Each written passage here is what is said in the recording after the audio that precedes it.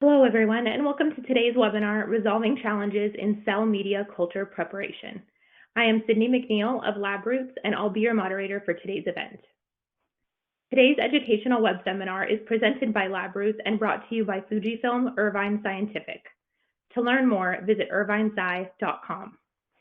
We encourage you to participate today by submitting any questions you may have during the presentation. To do so, simply type them into the Ask a Question box and click Send. We'll answer as many questions as we have time for at the end of the presentation. You may also submit any technical issues here as well if you have trouble seeing or hearing the presentation. This webinar is educational and thus offers free continuing education credits. Please click on the continuing education window at the bottom of your screen to obtain your credits. I'd like to now welcome our speaker, Dr. Michael De La Cruz, Senior Scientist at FUJIFILM Irvine Scientific. Dr. Michael De La Cruz, you may now begin your presentation.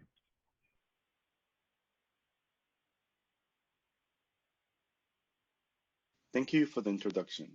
Good day, everyone. Thank you for joining.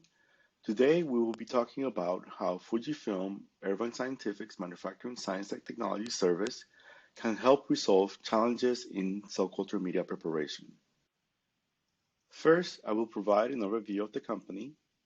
I will then talk about the current challenges in media preparation that we have found across the industry, how we think our new MSAT offering may be of service, and how we'll be using cutting-edge technology to help you minimize and improve efficiencies in this unit operation.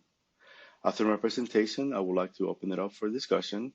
I'd love to hear the challenges you are facing in your current process and any other questions that I may answer. By the end of this webinar, you will be able to identify risks and bottlenecks in the drug substance manufacturing, discover strategies for streamlining bioprocessing workflows, learn the benefits of optimized media design and engineering, and explore solutions for improved media preparation and simplified handling methods.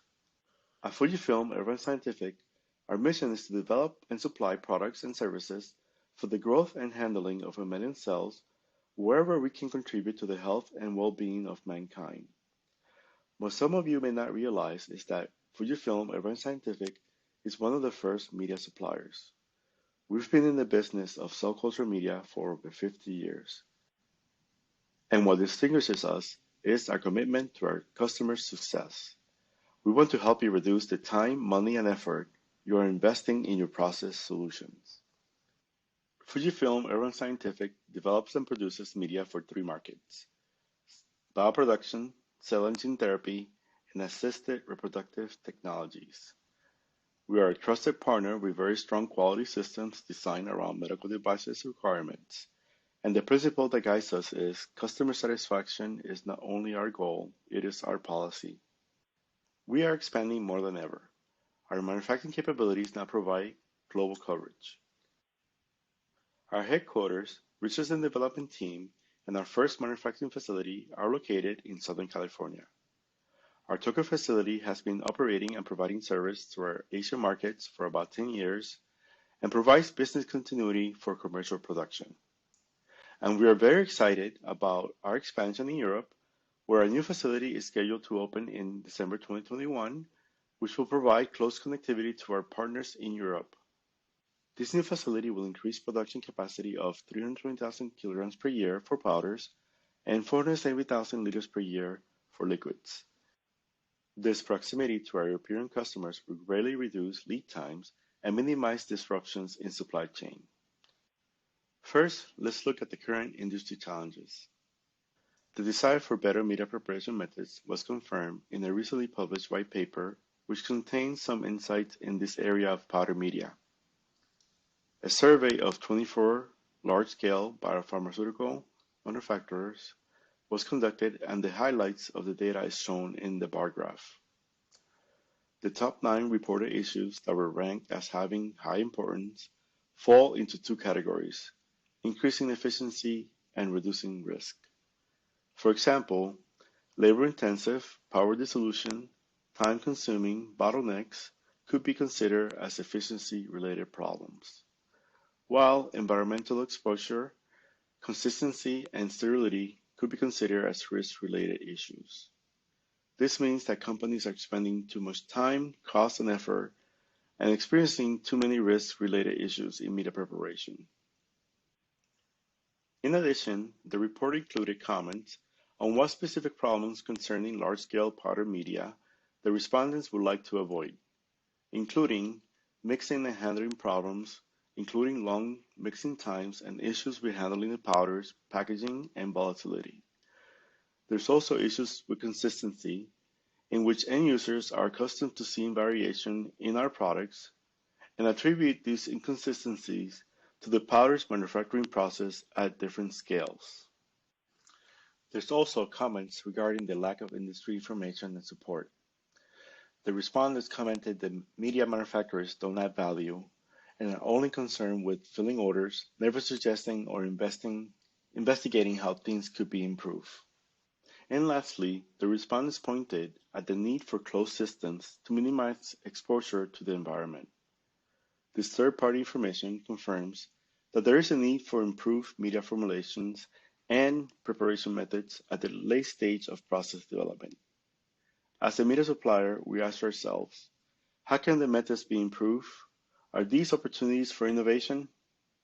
With over 50 years of accumulated powder media know-how, we are ready to provide the needed support and targeted solutions to the late-stage development customer. We already understand that most issues encountered fall within two major categories. Issues with media powder hydration, which could include problems with solubility and precipitation due to the speciation or change in the oxidative state of media components, and error due to human intervention, which could be due to overly complicated preparation methods that include unnecessary handling of raw materials and avoidable adjustments to volume, pH, and osmolality. In response to these industry challenges, Irvine Scientific is excited to offer our new manufacturing science and technology services. In early stage process development, FUJIFILM Irvine Scientific offers its express media service, which helps customers quickly transfer from lab scale to manufacturing. This service provides solutions that are suitable to our customers at the early stages of process development, which are focused on speed to market by supporting the pre and post IND activities with the perspective of entering the manufacturing facility as quickly as possible. The Express Media Service has a well-documented creation of value from innovation. But as companies move from early stage to late stage process development, we recognize that the needs shift from speed to reliability and cost. MSAT is focused on supporting late stage process development by improving media preparation methods to result in a more reliable and cost-effective process. The development of reliable and efficient bioprocess workflows is accomplished through close collaboration with our customers, where we work together to identify opportunities for reducing risk and costs. The result of this collaborative effort can include improved powder solubility, simplified preparation methods, troubleshooting of drug substance brittle materials, and application of automation and other new technologies. MSAT service will help you manage risk throughout the development cycle by providing method validation and performance qualification testing. This will ensure consistent product quality and expected performance before, during, and after preparation by evaluating ranges of concentration of components and their effect on full powder hydration, mitigating precipitation formation during hydration, assessing short and long-term stability of both powder and liquid medium during and after preparation, and ensuring that handling, weighing, and hydration methods are both correct and consistent. And because we deliver a high-quality and reliable product designed around your specific needs, the associated risk reduction will benefit your manufacturing process through an increase in efficiency that translates to reduced costs. Customers will not need to have entire teams of individuals investing time and effort in process solutions. We can easily reduce the time and effort that you're investing in your process solutions. FUJIFILM Irvine Scientific has the capabilities, resources, and know-how to help our customers improve their media preparation methods. Potential solutions include simplifying and improving preparation methods by targeting the final pH and osmolarity in the final powder formula without the need for final volume adjustments. or using equivalent media component substitutes with higher solubility properties, such as the sodium salts of amino acids, dipeptides, or phosphorylated forms of amino acids with improved solubility, using alternate metal complexes to avoid precipitation due to oxidation, or optimizing the order of addition during the preparation methods to avoid precipitate formation. Therefore, FUJIFILM Irvine Scientific is ready and capable of meeting all of our customers' needs, including at the late stage of process development by improving your media preparation methods. Depicted in this flow diagram is a case study that provides a good example of what the MSAT offering looks like. Starting at the left on step 1, where our customer received a panel of our media, we verify performance to screen. The customer used a mixture DOE to find an optimal formula and order the powder with the final formula from our express media service. Going to step 2, the customer soon reported issues with solubility and requested our support.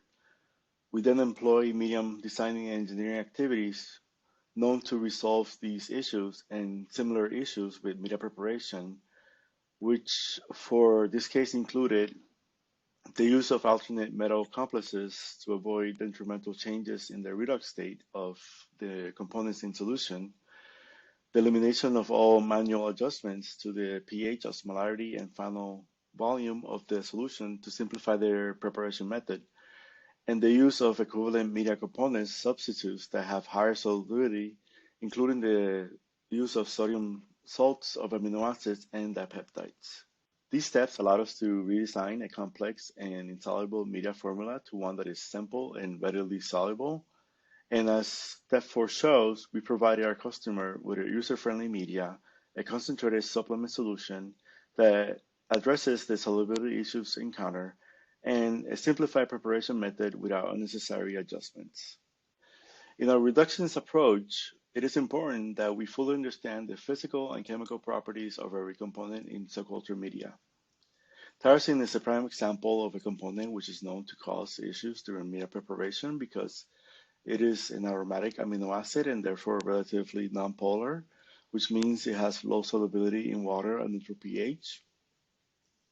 Tyrosine chemical structure is depicted in section A.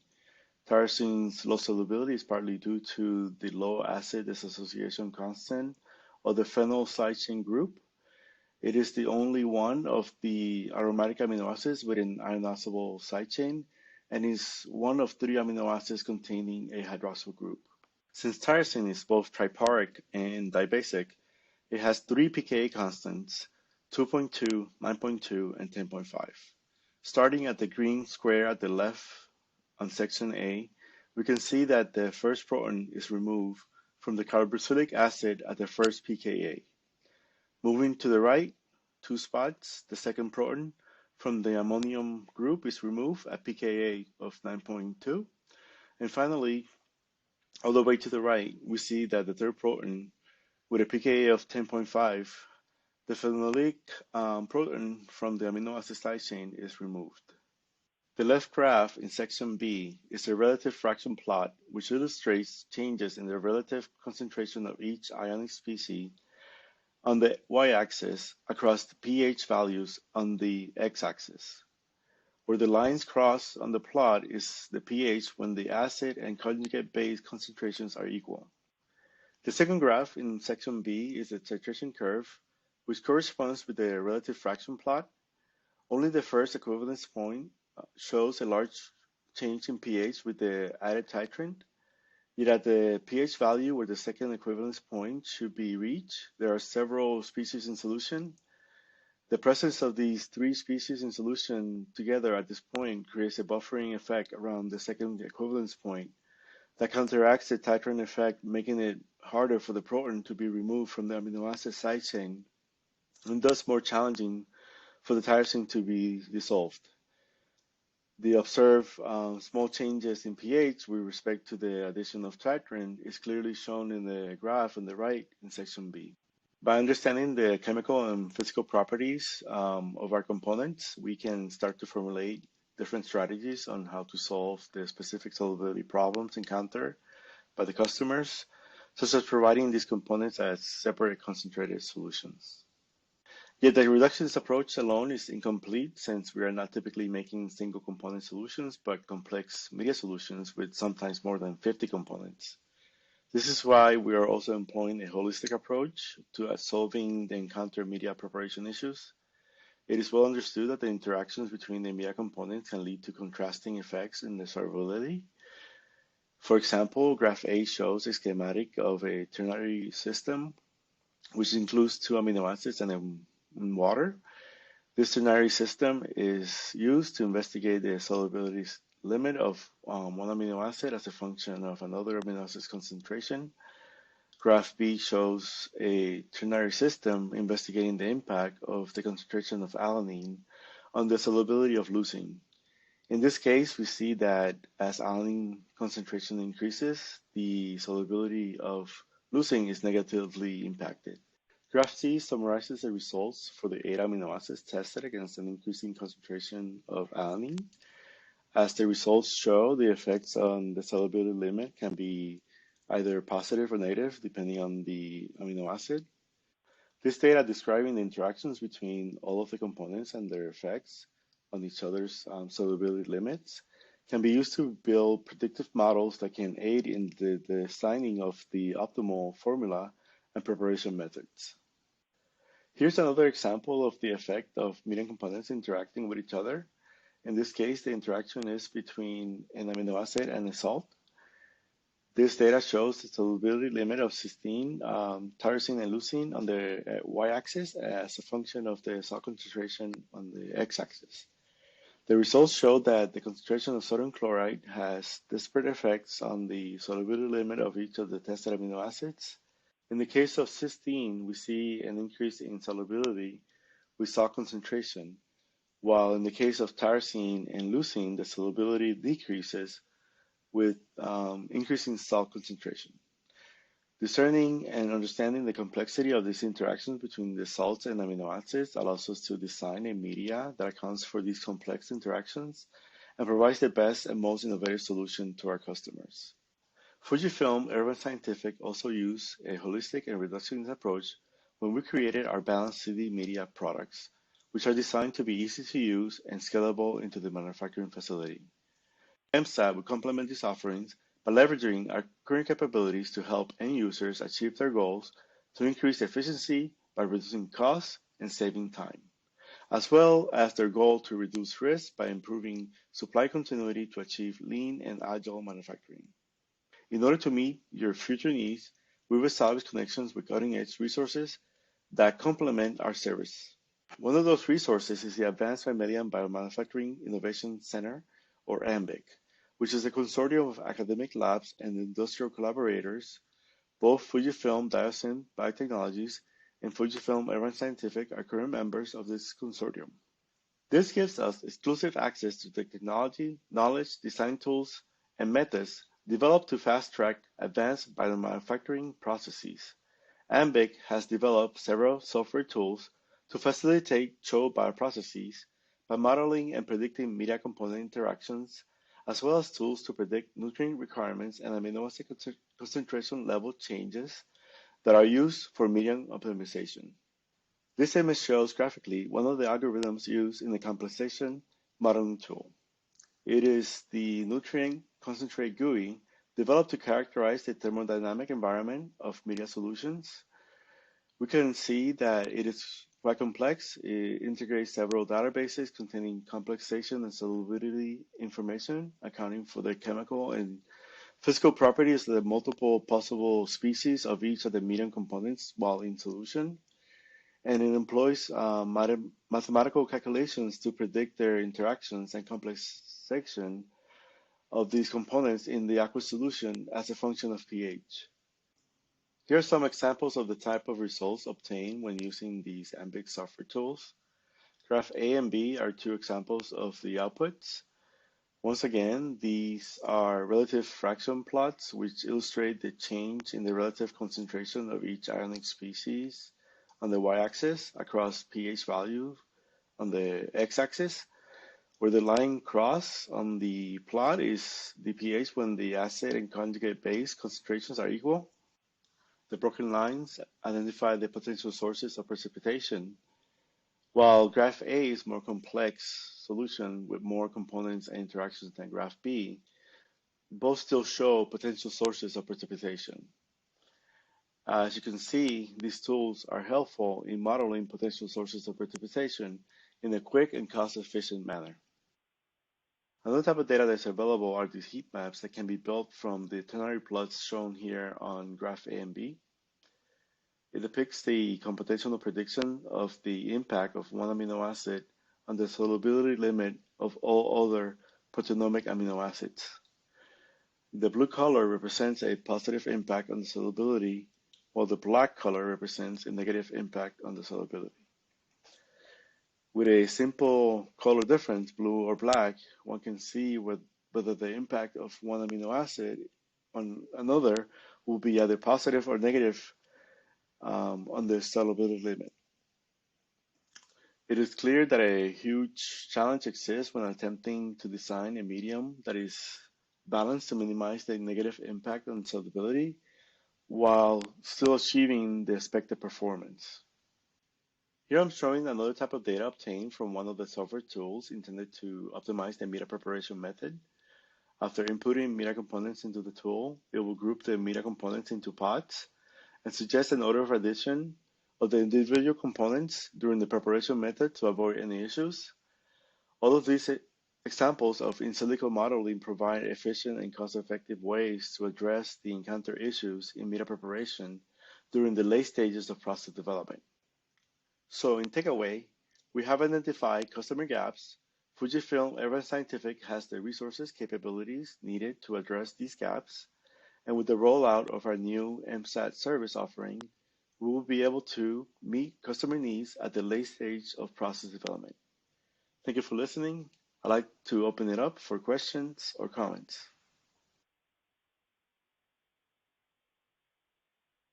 Thank you, Dr. Michael de la Cruz, for your informative presentation. We will now start the live Q&A portion of the webinar. If you have a question you'd like to ask, please do so now. Just click on the Ask a Question box located on the far left of your screen. We'll answer as many questions as we have time for. Let's get started. Our first question is, what basic strategy should I follow for improving cell culture media preparation and ensuring process robustness? Yes, thank you for the question. That's definitely something that we look for, we're trying to achieve here. When we're trying to utilize the service, we're looking for the many ways that we can improve the solubility of components, given that there are limits to what we can do. But, you know, one thing that we like to do for sure is eliminate any of the adjustments that we typically do when we are compounding and solubilizing our media.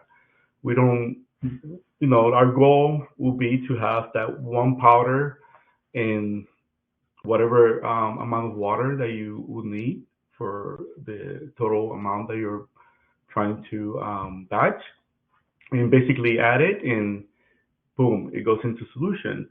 But we know that that's not always possible because of the many interactions that I was speaking of here and in the solubility limits that are not achievable. So given that, we like to you know, think about the other ways that we can do. So one of the best solutions that I've seen is this AMBIC tool, where it allows you to sort of see the order of addition that is the best for your formulation. So you can specifically input your specific formula, and this will allow you to see if you can put your components within what they call pods. And for example, in the past, I've been able to actually divide a quite complex feed media, a concentrated feed media, into two powders, and be able to concentrate that feed media up to, like, multiple hundred, like almost 100x of where we started. So there are ways to avoid certain interactions and also to meet certain pH. For example, maybe as we divide these powders, we were also thinking about pH. So, for example, one powder was more of an acidic pH, so we would start with that one, and then we would add the second powder, which is a more basic pH, and that would allow us to come into the neutral pH at high concentrations, and we were able to resolve some of the issues that way. I mean, there's also other ways that you could improve solubility of components, such as using dipeptides or the new phosphorylated amino acids that are available. And those have, I see that they have seen pretty useful in many cases. But yeah, I mean, do you have any questions? Yes, thank you. Our next question is, what techniques can you suggest for improving hydration of powdered cell culture medium that is difficult to get in solution? Right, I was just getting into that as well. So we know of many of the amino acids that do give us, or the components that do give us most problems. So, like I said, you could definitely improve solubility by finding components that are more soluble. If you're able to reformulate that formula, yet, in many cases where we are at the late stage, that's not possible. There's really a limit of how much change you can do to the formula. And there is where we will utilize these other types of, strategies where we can start to divide the powders. And I think that that's less of a change since you're not changing the formula, the final formula. I think we believe that we will be able to introduce that change into a late stage process. But yeah, there's many other ways to increase solubility of powder media, but we definitely like to avoid having any adjustments. So the way that we do that is by actually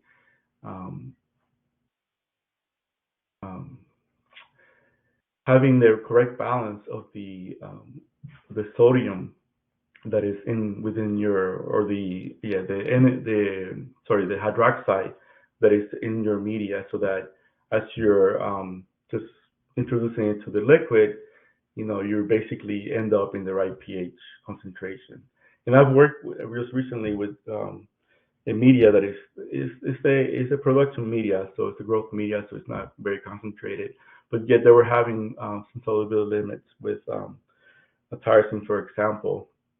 So we did have to take that out of the formula and make it into a concentrated high pH solution. And just by simply doing that minor change, we were able to get that problem resolved. So there are many strategies that one can follow to resolve all these issues. Great, thank you.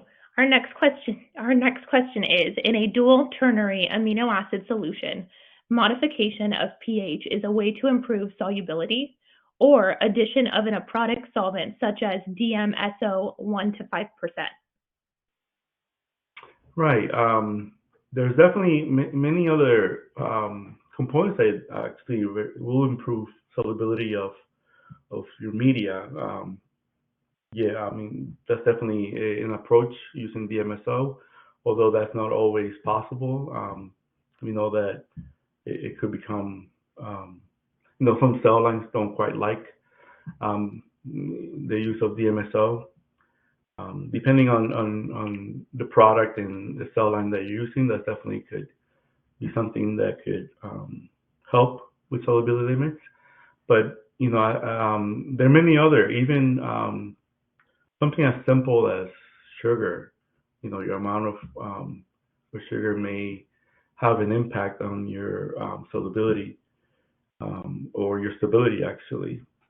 I've seen that if if I were to, for example, take out the glucose from my formula, I will see the precipitation, within 24 hours of that formula. Where when the formula had the glucose in it was perfectly fine. So it really though all depends on all these interactions and really understanding, how they're really impacting what kind of species are being formed as you're adding these components, and that sort of gives you this more of a stable environment, so that when you have this liquid media in storage, the interactions among these components will be reduced, and that way you could avoid precipitation. Thank you. Our next question is, can you contrast the commonly encountered stability issues for powdered media compared to liquid media? Yeah, that's a very interesting question, because I just recently had a project where we just see a large impact of in the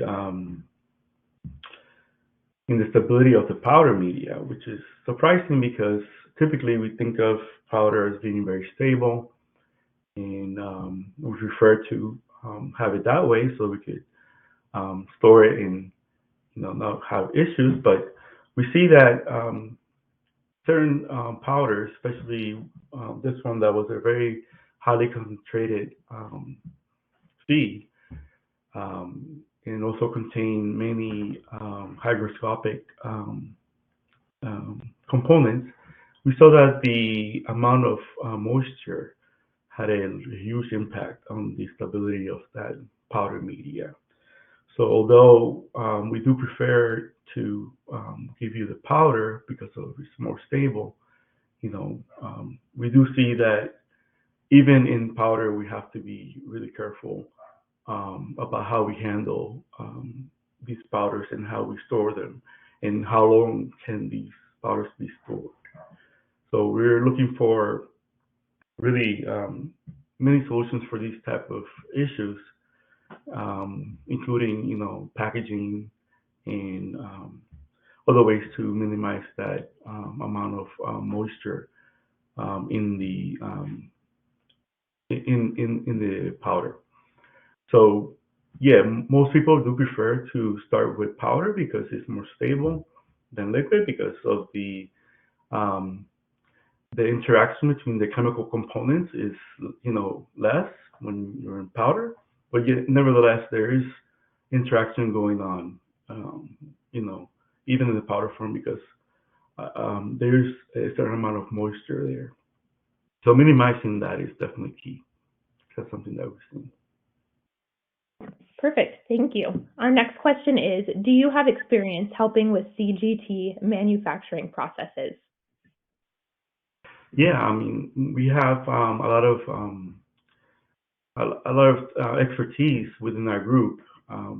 I personally haven't worked with CGT, but my entire organization, we have, as I mentioned, other groups that are within those areas, and there will be I will be happily able to connect them with whomever would like to have any information that is pertinent to them. So I was wondering what specifically about CGT manufacturing processes was the question about, but yeah, we have expertise within that area as well. Perfect. Thank you. Our next question is, would recombinant proteins help with stabilization and consistency in liquid mediums? Yeah, I mean, as I mentioned, these, especially macromolecules, will definitely have a huge effect on your stability. Definitely, I could see that, certain. I'm not really sure which one you're specifically referring to, but I could definitely see that being a way to improve stability of your media. Yeah. Perfect. Thank you. Our next question is, are these improvements tied somehow to the use of your own proprietary media formulas, or could we also ask for help with formulas that we, DS Producer, own? Yeah, I mean, this is nothing. I guess we're not nothing that is not really available out there. I mean, anyone that can um, that has the knowledge or is able to do the right searches can find all this information. We're not doing anything out of that is magical or anything like that. I mean, this is simple chemistry that we're doing here. And yeah, I mean, this is applicable to any formula. There's nothing really special about our formulas, to tell you the truth. So, although we do like to brag that they're better than anyone else, but that's beside the point. These solutions that can be applicable to any formula out there. So, if you do need our help, we're here. Great, thank you. It looks like we have time for one final question. Can you clarify how we can gain access to this service? Do you have to be a current customer, and are you charging for this service? Yeah, so you could definitely contact us. There are several ways that you could do that. It's just simply, do an inquiry with our main technical services, but and they will definitely put us in contact with you. Um, as far as a fee, we are doing this really not as a way to make money, but we really like to, especially that one comment about the media service or the media companies not caring. Just we just want to sell you the media, and as a user, I actually have experienced that. And I think companies like FUJIFILM Irvine Scientific realizing that we really need to be connected to our customers and really understand what their issues are. And we like to take on this burden, these issues, and help you with this particular unit operation, which I think a lot of people have thought of as very simple and not critical, but more and more as these processes are becoming complex, we're seeing that the media is becoming also complex, and therefore, that complexity adds on to the risk. So we want to really help you minimize that risk by simplifying your methods and providing you a formula that is going to be, readily soluble and stable, and you will have to you count on that formula. Perfect. Thank you. Thank you again, Dr. Michael De La Cruz, for your time today and for your important research. We would also like to thank LabRoots and our sponsor, FUJIFILM Irvine Scientific, for underwriting today's educational webcast. Before we go, I'd like to thank the audience for joining us today and for their interesting questions. Questions we did not have time for today and those submitted during the on-demand period will be addressed by the speaker via the contact information you provided at the time of registration. This webcast can be viewed on demand. LabRoots will alert you via email when it's available for replay. We encourage you to share that email with your colleagues who may have missed today's live event. Until next time, goodbye.